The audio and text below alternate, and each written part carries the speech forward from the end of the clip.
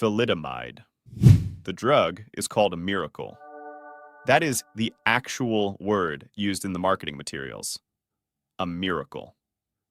In the late 1950s, a West German pharmaceutical company called Chemie Grünenthal introduces a new sedative to the market. It eases morning sickness. It helps pregnant women sleep through the worst of the first trimester. Doctors across Europe, Australia, the UK, and Canada hand it out freely because the safety data says it is safe. The safety data they generated by testing it on adults. I mean, nobody tests it on pregnant women. Nobody tests what it does to the tissue forming inside them.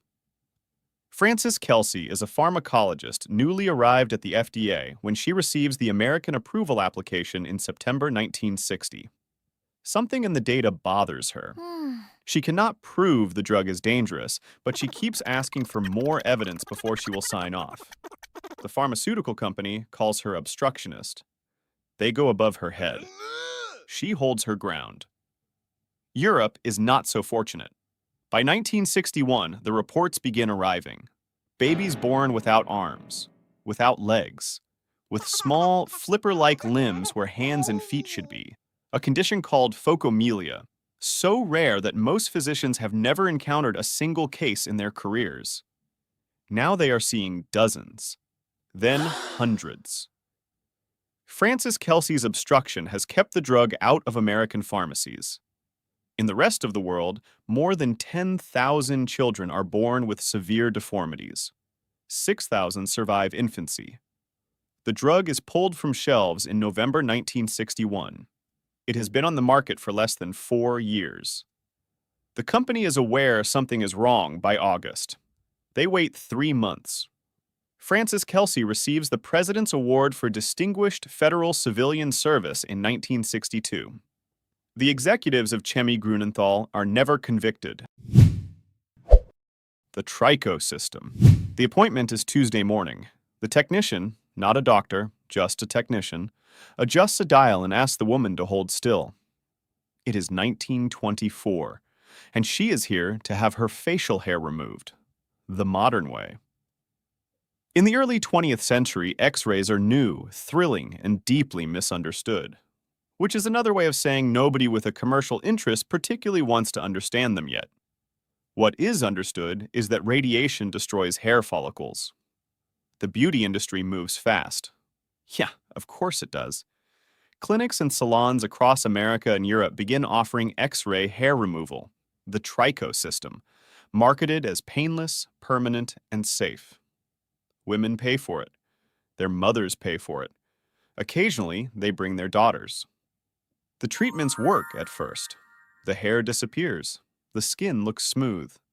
Clients return for more sessions, and more after that, because the hair keeps growing back, and they are told that a few more treatments will fix it permanently. Each time, the technician turns the dial a little higher than before. Then the skin starts to change. Ulcers open where the beam was aimed. The jaw swells. Bone begins dying beneath the surface, a condition called radiation osteonecrosis, where the jawbone quietly rots from the inside out. Skin cancers develop years later, clustered in patterns that correspond exactly to where the machine was pointed. Some women lose portions of their faces. Some develop tumors that move into the throat. The man behind the Tricho System is Albert Geiser, who holds a medical degree. He understands what ionizing radiation does to living tissue. He markets the device for over a decade anyway. No criminal charges are ever filed. The clinics close quietly. The women left behind, scarred, disfigured, dying of cancers that will not be formally documented for another generation, have no word for what was done to them. DES. The prescription is for the mother. The damage is for the daughter. Diethylstilbestrol, DES, is a synthetic estrogen developed in 1938 and prescribed to pregnant women throughout the 1940s, 50s, and 60s to prevent miscarriage. It is, doctors are told, safe and effective. The evidence behind that claim is thin. DES is never formally tested in pregnant women before approval. The assumption, unstated and unexamined, is that if it is safe in an adult body, it is safe in the womb. Between 2 and 10 million American women take it during pregnancy. Some are given it without a clear explanation of what it is. Just a pill to protect the baby. That's it. That's the full explanation they receive. Huh? What it does is cross the placenta. It reaches the developing child, and in daughters, it quietly rewires the architecture of the reproductive system while it is still forming. The first signal comes in 1971. A Boston physician named Arthur Herbst notices a cluster of clear cell adenocarcinoma, a rare vaginal cancer, in women between the ages of 15 and 22. This cancer essentially does not occur in women this young. He traces every case back. Each patient's mother took DES during pregnancy. The FDA issues a warning. The drug is banned for use in pregnancy. But the prescriptions span nearly 30 years, and the daughters who carry the consequences are scattered across the country. DES daughters grow up to find their cervixes are malformed, their uteruses misshapen. Their miscarriage rates run 2 to 3 times higher than average. Their cancer risk is elevated for life. DES sons, male children exposed in the womb, develop genital abnormalities and higher rates of testicular cancer. Researchers are now documenting effects in the grandchildren. 3 generations from one prescription. I mean, the mother took the pill her doctor gave her. She didn't tell her daughter, because she didn't know there was anything to tell. The daughter found out from a pathology report at 20 years old.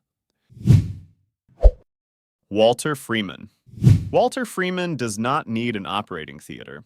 He does not need a surgical team or a general anesthesia. All he needs is an ice pick and about 10 minutes. Freeman is a neurologist, not a surgeon, who becomes America's most prolific advocate for the lobotomy in the 1940s and 50s. The original procedure requires drilling through the skull. Freeman finds this unnecessarily involved. He modifies the technique. A surgical ice pick inserted above the eyeball, through the thin bone of the eye socket, angled upward and moved back and forth to sever the connections between the frontal lobes and the rest of the brain. He uses an electroconvulsive shock to render the patient briefly unconscious instead of anesthesia. He calls it the transorbital lobotomy. He takes it on the road. Nearly literal. Freeman travels the United States in a vehicle he calls the lobotomobile, performing procedures at state psychiatric hospitals, sometimes completing multiple patients in a single afternoon. He keeps his ice picks in a felt-lined case. He times himself. His personal record is 228 lobotomies in 12 days. While one hand holds the pick in place, the other takes photographs.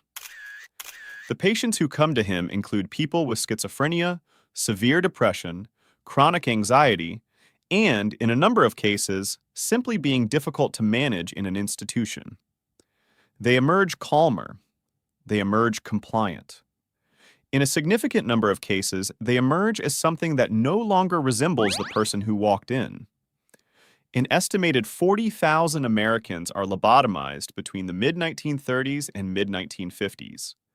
Freeman personally performs around 3,500. His most famous patient is Rosemary Kennedy, 23 years old, mildly intellectually disabled. After Freeman is finished, she cannot walk properly or speak clearly. She lives in an institution for 64 years. The procedure earns its creator, Antonio Egas Moniz, the Nobel Prize in Medicine in 1949. Freeman loses his surgical privileges in 1967 when a patient dies on the table. He spends the remaining years of his life driving the lobotomobile to visit former patients, taking notes on their condition, calling it follow-up. Vioxx. Merck launches Vioxx in 1999 with a straightforward pitch. It is a painkiller that is easier on the stomach than aspirin or ibuprofen. That part is true. What Merck does not include in the pitch is what the drug does to the heart. Vioxx is a COX-2 inhibitor, prescribed primarily for arthritis. Within a few years, it becomes one of the best-selling drugs in pharmaceutical history. 80 million patients across more than 80 countries. And by 2000, Merck's own researchers have clinical trial data showing that patients on Vioxx suffer significantly higher rates of heart attacks and strokes than patients on naproxen. There is an internal memo, there are internal discussions, and there is a strategy. That strategy, documented in company emails, involves training sales representatives to deflect cardiovascular questions using a prepared script. The document is called Dodgeball Vioxx. Merck also runs a program called Advantage, presented as a clinical trial, but functioning primarily as a tool for getting physicians familiar with the drug and prescribing it to new patients. The trial is designed for market penetration. Safety is not the priority. An FDA scientist named David Graham conducts an independent analysis in 2004. His estimate? Vioxx causes between 88,000 and 139,000 heart attacks in the United States during its time on the market. Between 27,000 and 55,000 of those patients die. Merck voluntarily withdraws Vioxx in September 2004, not under regulatory order. A new clinical trial has made the cardiac data impossible to manage publicly any longer. They pull it themselves before the FDA can act and frame it as a responsible corporate decision. In 2007, Merck agrees to pay $4.85 billion to settle approximately 27,000 personal injury claims. No individual executive is charged with a crime. A separate $950 million settlement follows in 2011, including an admission of illegal marketing. The company continues operating. David Graham, the scientist who ran those numbers, is investigated by his own employer, the FDA, for going public. Purdue Pharma.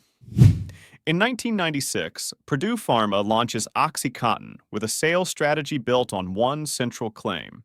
This opioid is different. It releases slowly. It is less addictive. Doctors can prescribe it freely. That claim is not supported by evidence. Purdue's own data suggest otherwise. The sales representatives are trained to say it anyway. OxyContin is reformulated as a 12-hour slow-release pill. The slow-release mechanism is supposed to reduce the euphoric surge that drives addiction. In practice, the effects wear off in 6 to 8 hours for many patients, leaving them in pain and early withdrawal twice a day. The solution offered to their doctors is a higher dose. Purdue builds a sales force of over 900 representatives by 2001, paid on commission tied directly to prescription volume in their territories. They target high-prescribing physicians. They bring them to resort conferences. They hand out patient starter coupons. The first prescription is free. Internal documents, released through litigation, show that Purdue executives identify suspected pill mills, clinics where OxyContin is clearly being diverted for non-medical use. They make a deliberate decision not to report these clinics to authorities, because those clinics are also among their highest volume customers. Between 1999 and 2021, approximately 600,000 Americans die of opioid overdose.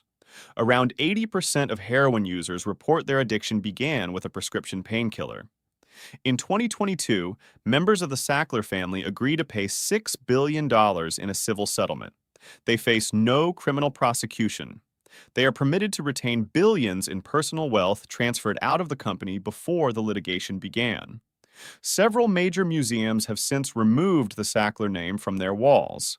Several have not.